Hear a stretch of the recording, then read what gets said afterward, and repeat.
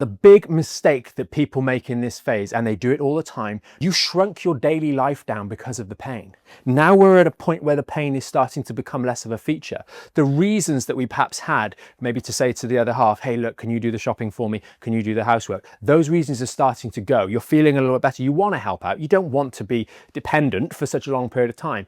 And so we make the mistake of increasing our daily strain quite dramatically here. Where we weren't playing with the kids on the floor, now we are. Where we weren't going out to meet friends, now we are. And we've perhaps gotten ahead of ourselves and drastically increased the daily strain. This is where those mid-phase relapses occur. Okay, not to do with the exercises at this stage. This often happens a lot earlier on in the recovery program.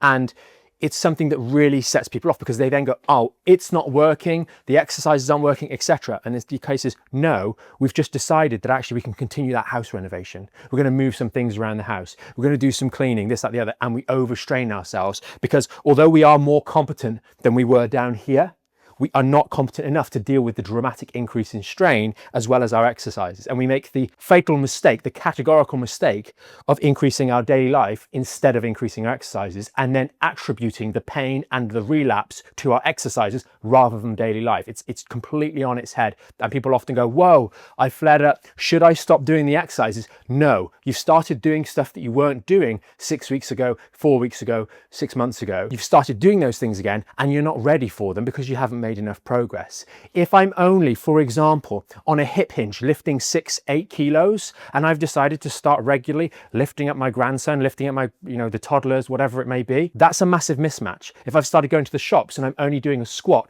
with 5 kilos, 4 kilos, and I'm starting to carry the shopping back in and picking the parcels up from the front door when they get delivered and carrying the Hoover up the stairs or the laundry up the stairs, I'm doing stuff that is way more strenuous than my exercises. Why am I criticizing the exercises when actually I've messed up by doing other stuff that back here I wouldn't dream of doing? So watch out for this mistake, because it derails people and they immediately go to, at this stage, the exercises and cut down on those, or consider cut down on those, rather than actually reevaluating daily life. It takes time with these things. Avoid this mistake at all costs.